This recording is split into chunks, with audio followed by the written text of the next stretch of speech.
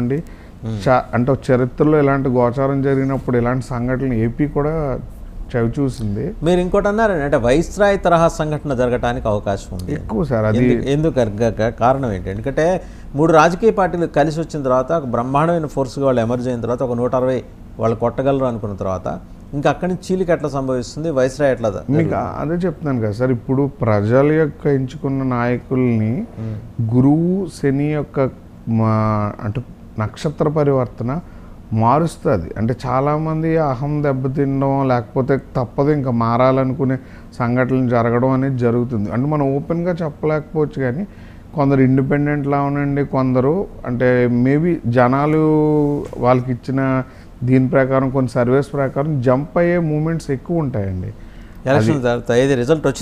Result వచ్చిన తర్వాత అది మళ్ళీ గవర్నమెంట్ ఫామ్ చేయాలన్నటువంటి పరిస్థితి క్రియేట్ అవుతా కూడా అది కంపల్సరీ అవుతుంది. ఎందుకంటే ఇయర్లో ఉన్న బలమైన ట్రాన్సిట్ ఆస్ట్రాలజీలో యోగాలు మనం చూస్తామండి, కాలం బట్టే యోగం.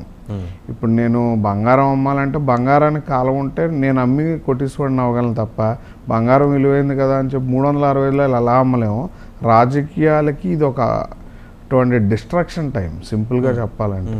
ఎందుకంటే శని మీన రాశిలో నెక్స్ట్ జరగబోయే ప్రవేశం కూడా ప్రజల చేతిలో ఉండదు. ప్రజలు ఒక అభిమానం అనండి, లేదంటే ఒక రకమైన మనం అడిక్షన్ పార్ట్లో చెప్పుకోవాలండి. 12th house మనం జ్యోతిష్యంలో ఏంటంటే ఇష్టపడిన వ్యవహారం మీద వెళ్తాం తప్ప కారణగమ్యాలు అనేవి చూసుకోవడం కొద్దిగా తక్కువ ఉంటుంది. ఇప్పుడు చంద్రబాబు నాయుడు గారి జాతకం కూడా చాలా అద్భుతంగా ఉంది, వారిది కానీ పవన్ కళ్యాణ్ గారిది కానీ అని చెప్తున్నారు. సో వాళ్ళిద్దరూ కలిసి వెళ్తున్న క్రమంలో బీజేపీ యాడ్ అయింది. సో వాస్తవంగా ఒకసారి వాళ్ళ ప్లానెటరీ పొజిషన్ బట్టి మీరు చెప్పగలరా?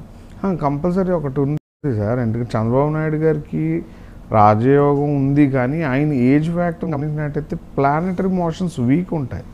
మనం రాజయోగాలను చెప్పడానికి ముందు ఏంటంటే ప్రజల్ని కంట్రోల్ చేసే అంటే ప్లానెట్స్ ఓల్డ్ ఏజ్లో ఒకలా పనిచేస్తాయండి. ఇప్పుడు కూడా ఆయన అంటే వాళ్ళ పార్టీలో కూడా ఆయన వారసులు ప్రవేశించడం మనం గమనించాం. ఇది టైం కూడా వాళ్ళకి సైమల్టేనియస్గా జగన్మోహన్ రెడ్డి గారిది ఎగ్జాక్ట్ టైం. పవన్ కళ్యాణ్ గారికి అంటారు అది రాజకీయ యోగాన్ని పూర్తిగా చూపించదు. అంటే ఒక ఫిల్మ్ కెరియర్లోని ఆయనకుండే అభిమానులను చూసినట్టయితే ఒకలాగా మనం 100% అని చెప్పవచ్చు. ఈవెన్ పాలిటిక్స్లోకి వచ్చిన తర్వాత కూడా చీలిక వరకే ఉపయోగపడుతుంది తప్ప ఆయన పూర్తిగా ఒక యోగం అనేది టచ్ చేయలేకపోతుంది. అండ్ మినిమం కూడా వాళ్ళ తరపు నుంచి జరుగుతున్నటువంటి ఫీడ్బ్యాక్ అనేది రావటంలే. మనం ఈ ట్రాన్సిట్లో కూడా గమనించినట్టయితే స్పిరిచువాలిటీ కమ్ పాలిటిక్స్ చాలా ఇంపార్టెంట్గా రోల్స్ ప్లే చేస్తున్నాయండి. ఇప్పుడు సెంట్రల్లో ఉన్న పవర్ఫుల్ పార్టీస్ కూడా స్పిరిచువాలిటీనే మెయిన్ దీని కింద చేసుకొని మళ్ళీ సనాతన ధర్మాన్ని స్థాపించే పనిలో పడ్డారు.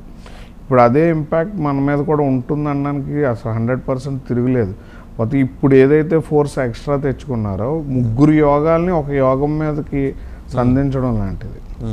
అందులో నేను మీకు లాస్ట్ టైం అన్నాను, వాలి జాతకం అంటే వాలికి యుద్ధంతోనే రాజయోగం కాబట్టి అతను శక్తిని ఈసారి చూస్తారు. ఈ శక్తి తర్వాత ఒక 10 ఏళ్ళు కొద్దిగా రైట్ ఇతను కరెక్ట్ అని చెప్పి జనాలను నమ్మవలసి వచ్చే పరిస్థితి ఉందండి. సో అప్పటిదాకా జగన్మోహన్ రెడ్డి గారికి ప్రజల్లో ఆ విశ్వసనీయత అయితే ఉండదంటారు? ఎక్కువ ఉంటుంది సార్. అంటే అర్థం చేసుకోవాలంటే ముందు నా చేతిలోంచి మీరు అసలైంది లాక్కోవాలి. శని ఎప్పుడైతే గురువు ఇంట ప్రవేశించి గురువు యొక్క రాశిలోకి వెళ్తాడో జనాల చేతిలో ఉన్నది దాన ధర్మాల్లో ఎవరో ఒకరు తీసేసుకోవడం, అప్పుడు రియలైజేషన్ వస్తుంది. రియలైజేషన్ వచ్చినప్పుడు శనిని ఆల్మోస్ట్ కాపాడాలంటే రాహుబలం ఉన్న వ్యక్తి వచ్చి కాపాడగలడు. రెండూ కలిసి ఉంటే మనం జ్యోతిషంలో సాపిత్యోగం అని లేకపోతే కొన్ని మిస్టీరియల్ సబ్జెక్ట్స్ అంటాం. బట్ స్టిల్ అంటే శనికి తమ్ముడు లాంటి వాడే రాహు. వాళ్ళిద్దరూ కలిసి ఉంటేనే పరమశివుడి మీద యుద్ధంకి వెళ్ళారు. యోగం అంత ఫోర్స్ ఉంటుందండి, ఎదురుగా నిలబడే శక్తిని ఢీకొట్టే శక్తి ఉంటుంది. మొత్తం మనం ఇప్పుడు జరుగుతున్న చాలా డిఫరెంట్ అయిన క్లైమేట్స్ని క్రియేట్ చేస్తుందండి. ఏప్రిల్ 1st వీక్ నుంచి అసలు ఇంకా అది అతీతమైన మార్పులు ఏపీ రాజకీయాల్లో.